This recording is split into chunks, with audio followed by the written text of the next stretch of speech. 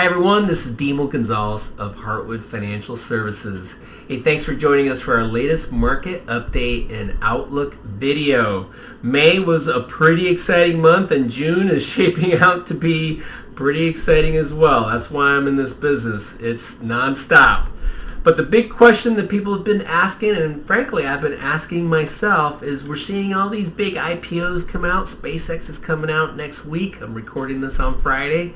And is this kind of the sign of the top of the market? There's a lot of froth. There's a lot of IPOs coming out, secondary offerings coming out. Is this like 2000 all over again? Well, we're going to answer that question, and we're going to dig into a lot more with what's going on and my outlook for the economy and the markets.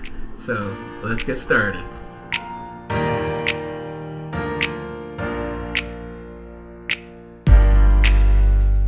Okay, let's start with the asset class returns for the month of May. You can see here in the green the month to date for the month of May and the blue for the year to date.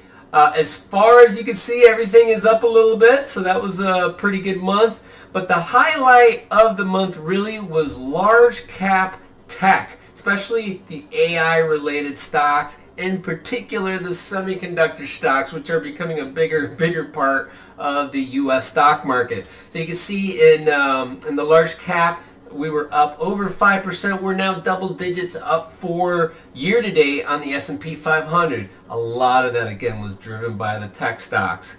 Small caps did okay, although not as well. They're a little bit more interest rate sensitive, and we saw interest rates creep up a little bit, which is also why real estate was down. But you can still see that year to date, we've had pretty good years in small caps and in real estate. And in the international markets have done pretty well. Developed markets, including Korea, and I point that out because Korea year to date, now when I say Korea I mean South Korea of course, they're up over 100% year to date. Now that might have changed by the time you listen to this video, but they've had a phenomenal year, and in the developed international is in the indices that I'm using here. So South Korea has really helped develop international, although South Korea and certain indices are included in emerging markets. So you got to look at what index you have in your emerging market fund. It's not included in this particular index, so it hasn't done quite as well, up 2.91%, although still pretty good for the month and doing really well, double digits also for the year. The fixed income market, pretty flat across the board. Like I said, inflation has been kind of creeping up. Interest rates have been moving up a little bit. So that's hurt the fixed income market, especially the high quality bonds. The high yield, not quite as much, but still a little bit. And as you can see here, commodities have done pretty well for the year, but took a little blow here for this month. It was mostly led by energy stocks that have been working its way down. We're having ceasefires and maybe deal, maybe not a deal, but it's been helping energy prices go down. Gold has gone down as well. But what we've seen that's really been a big turning point is the metals. The industrial metals have actually done really well and have been moving up, but it wasn't enough to counteract the energy prices going down. But we've had a phenomenal year for commodities, as you can see here year to date. So let's talk about what's going on, what created some of these movements in the market, and more on my outlook. All right, so we're going to start with an inflation update. As you can see here by the numbers on inflation, it's been creeping back up. We are back up to 3.3% for the year to date on the personal consumption index. This is the index that the Fed looks at the most. This is the one when they're talking about 2% target. This is the one they're talking about, and they're specifically talking about the piece that excludes food and energy, otherwise called the PCE core. So it was up 0.2 last month, which is actually not too bad when you annualize that, but we're still at 3.3 year to date. And as you can see, it's actually been moving up a little bit. So this is a little uncomfortable. What we're starting to see is that inflation is not only creeping up into the headline number, which includes energy and food, but also the one that excludes food and energy. And it's really because energy permeates into every part of the economy and in the costs of everything. And so we're starting to see that unfortunately trickle down into inflation. And so the Fed is watching that. In fact, the probabilities of the Fed hiking is now a higher probability than it cutting. I don't buy that personally. I think it would be very difficult for the Fed to raise, especially with the new Fed chairman who's talked about cutting rates. But at least we're probably not going to see a Fed cut anytime soon, which is going to be a little bit of a headwind for the market. No market update would be complete without the Big Three report. Okay, the Big Three report is the ISM Manufacturing PMI, the ISM Services PMI, and the unemployment report that comes from the BLS. Okay, and in the manufacturing report, we had another solid number, 54.5. This was from a previous 52.7.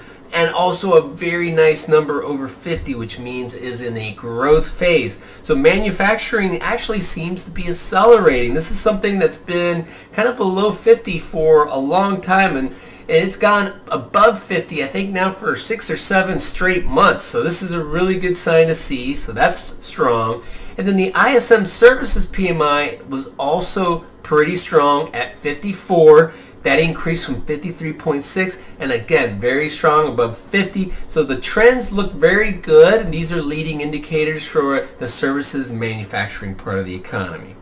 And then news break, just today we got the unemployment report, and we had 172,000 jobs that were added. Now I have the arrow going down because last month it was 179. Which was a blowout number, I thought, and 172 is still really, really good. The market was at about 100 to 80,000 as the consensus. So this was a massive beat, and the unemployment rate stays the same at 4.3. So when you just look at the numbers on the economy, it looks very solid. So the Fed's going to be looking at this too. They were looking at inflation. They're looking at the economy hanging in there, doing pretty good.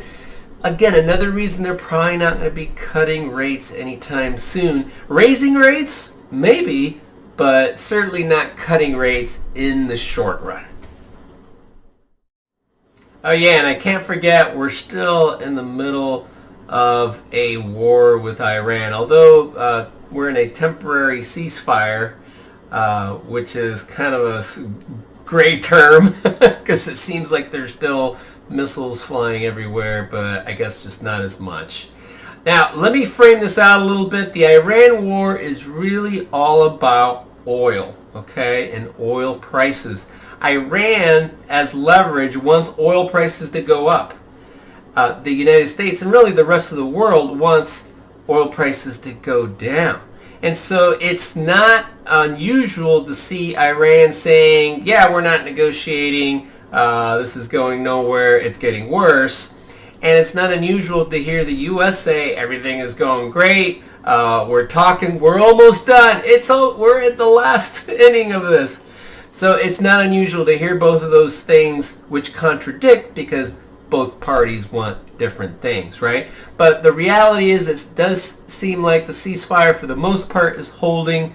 The blockade seems to be holding. Unfortunately, the Strait of Hormuz, almost said vermouth. It is Friday. I guess I'm getting close to the weekend here. The Strait of Hormuz has been pretty much closed. There's only a few ships going through when there was hundreds of ships going through every day.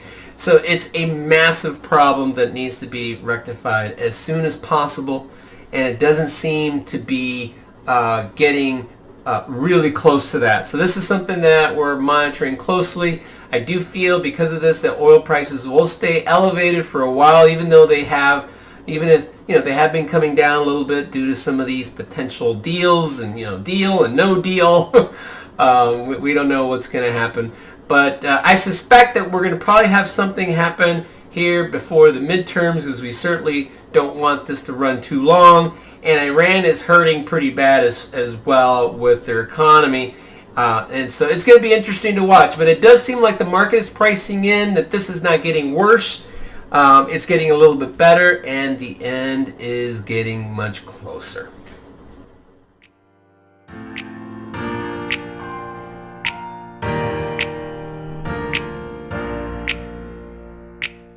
Alright, so let me answer the teaser question of the video. I hate when you watch a video and they never really give you an answer to the question that they pose. Are we at a top because of all these massive IPOs? Well, first of all, let's talk a little bit about what's going on here. We got 4 companies and maybe 5 that are doing offerings of their stock.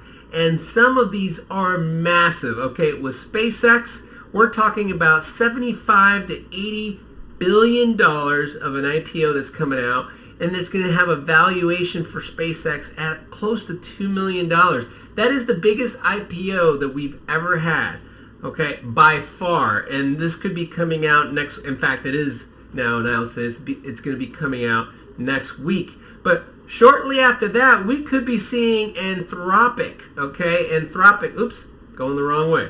Anthropic is scheduled out to potentially be a month or so out from SpaceX, and that's going to be another $60 billion IPO, capitalized or valued at about $1 trillion as well. Massive. So the second biggest IPO ever, and it's all going to be probably within a few months. And then we're going to have another potential IPO of OpenAI. They're saying that they're not interested, but of course they are. They all want their liquidation sale and cash in. And that could potentially be another $60 billion and also valued at a $1 trillion. So these are massive IPOs. And then we're even getting some existing companies that are trying to get in on this. And Google as well has been talking about adding, in fact, I think they already had a pretty sizable offering and maybe doing another one.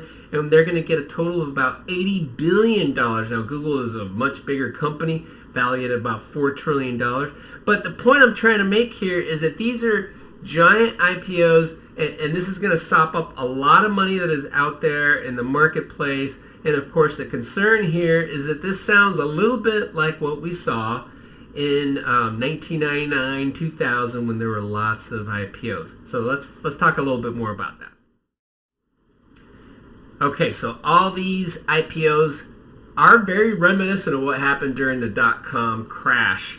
And so that's in our short-term memory banks. You know, some of us still have a little PTSD from that. And rightfully so. There were a lot of stocks that came out that had very little to no revenues, definitely no profits, and a lot of IPOs that came out, and they came out right at the peak. And that does tend to happen.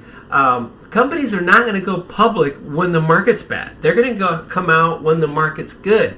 And sometimes it could be a sign that things are getting a little frothy, okay? Google coming out. In fact, now there's even rumors that Meta might be doing another secondary offering to try to raise more money so that they can spend more on AI infrastructure. So is this getting a little out of hand? Maybe.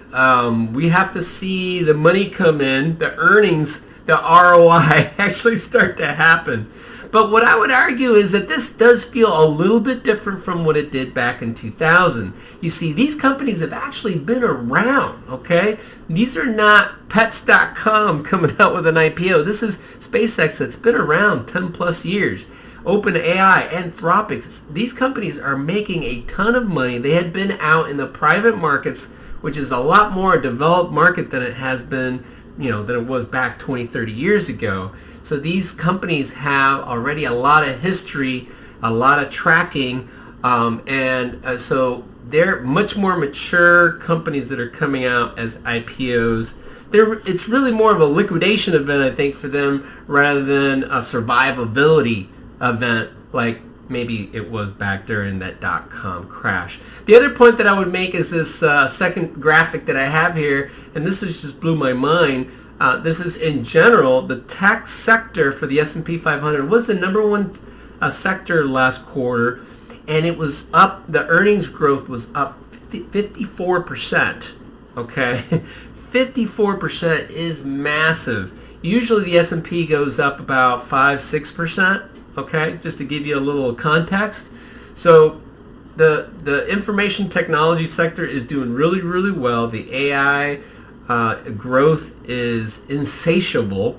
And the big question is it going to start to make money? And that's where we're having some doubts, and that's why we see the market, kind of go up and down here, and we've seen a little bit of that here in the last couple days. All right. So I guess to answer your question, is this the top? Maybe, but probably not. All right. So what does this all mean for the portfolios here at Heartwood? Well, first of all, I have to give you the summary of this whole thing, and that is that the AI story so far in 2026 has defeated the geopolitical risk story. Okay, at least so far year to date. That remains to be seen if that will continue on, but so far that is what's happening. We've seen the market kind of price a lot of that in. You know me, I think a lot of you guys know that I'm kind of a conservative guy, so I'm optimistic.